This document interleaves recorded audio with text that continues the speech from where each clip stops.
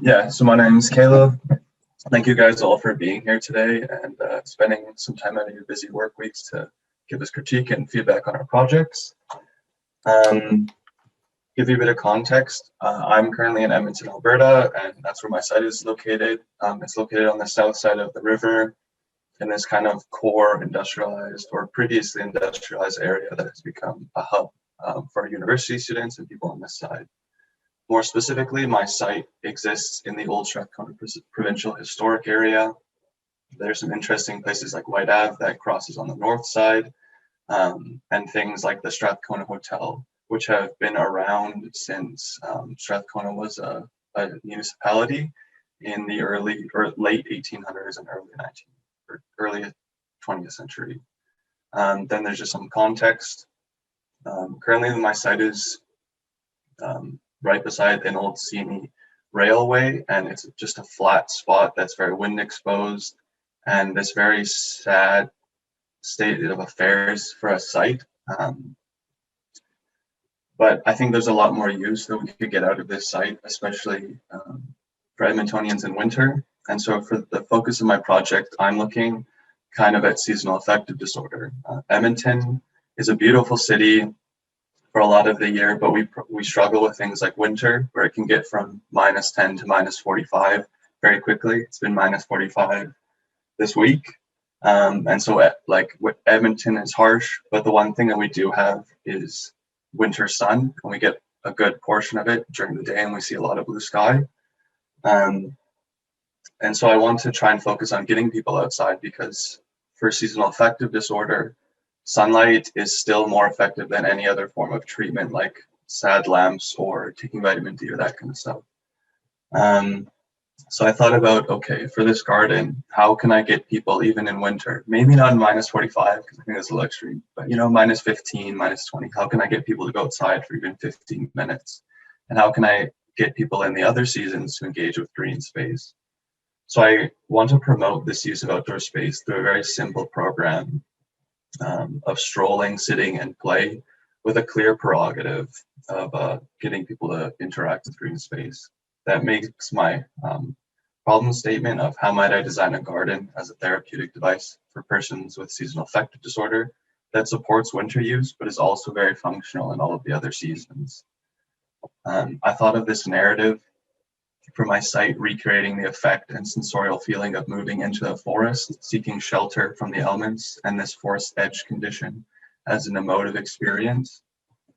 I took precedent from the Cancer Research Garden in the UK for its use of planting, visual massing, and form through perennials, and then Emsher Park for its remediation of industrial sites, which my site is also, and its form language for planting and use of planting to create space.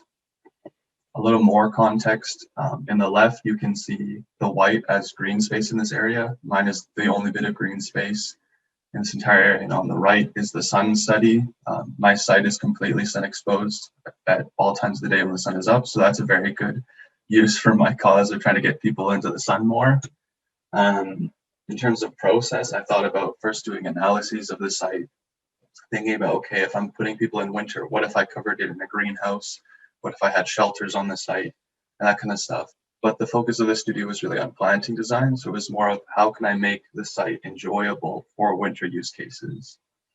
The process then moved towards thinking about arrangements of the site, thinking about environmental psychology, prospect refuge, thinking about restorative aspects of planting, the information of natural content and soft fascination, and restoring passive attention within a site. Then I started working on process of creating these pathways and areas, and thinking about super formalized planting or maybe a more naturalized view of planting, to come upon to my final plan, which is a variation of 3 localities within my site, integrating both to the sidewalk moving into the south and the sidewalk at the north.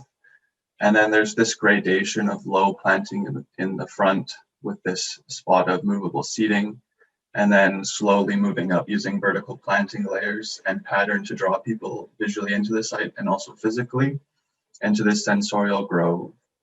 I also in the back have a skating area and multi-use area covered around it with a hedge. And this is just grass, which will be flooded in the winter to provide a skating rink. And then there's this historic fence on the side, which I've punched through to walkways and added planting out here to have a more informality to it. Also having movable seating to integrate the local pubs and shops and restaurants as a gathering space after that. I thought about the kinds of experiences I want to make in this, think about where along the moments of flow do I have pause? How can I create a gradation of exposure and closure within my sites? And then within the 3 different spaces I've kind of formed, what are the sensorial experiences I'm hoping to make and how many sensorial experiences am I going to put people in through that? I thought about in terms of materials, having my pathway be this graded structure that's raised slightly. One in practical concerns about drainage of snow and snow melt to make sure that it's not a slippery path. This sensorial feeling of the grass is beside it, but also having things like lighting throughout my entire thing so it's usable when the sun goes down at 4:30 in the winter, and making sure that's a safe space to pass through, because I'm forcing people to walk through my garden on this side of the street.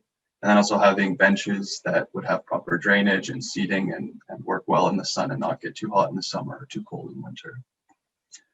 For my palette, I'm looking at all different types of senses: touch, smell, plants that focus on taste, grasses that that's the sound of them, but they also have winter interest in their form and the touch in the summer. Create this section, this longitudinal section showing the north side on the left, and this gradation of planting moving up. I picked trees that have good shade cover in the summer, but in the winter, they still give that sense of refuge, but they act as a figure ground against the blue sky. And they still give that feeling of enclosure, but they don't block the sun. Having these evergreen ground covers and hedges that serve more than the purpose of just screening, but also giving taste in the summer or a seasonal interest. Then a cross section of it, looking at the sensorial grove, this middle section using Rudis aromatica and these different evergreens for their smells when you're in this area, in the shade covered space, and thinking about the apartment beside it and how I could integrate this sort of train line as another space for people to interact with. Thinking about pattern and the coloration of my site through the planting, having this layer of canopy over top and this organized, disorganized level of color moving through my site, and this variation in tones and banding, but also trying to give some disorganization to the organization. And then thinking about paths and furnishing, where do my seats face, where do they sit, are they sun exposed, are they not sun exposed, where can I introduce elements of play, both for children and adults. And then from my perspective, trying in maybe a more of an illustrative way than technical, thinking about the feelings of my site in winter. What can I do with perennials that will still give winter interest and beautiful form, and having this grove for people to sit in and still, get their 15, 20 minutes of sun in the winter. We're thinking about in the summer, moving out of that grove in the shaded area, taking refuge from the sun, out into a brightly planted space with tall grasses. That's my project and everything I've done so far. And I would love any comments that you guys have.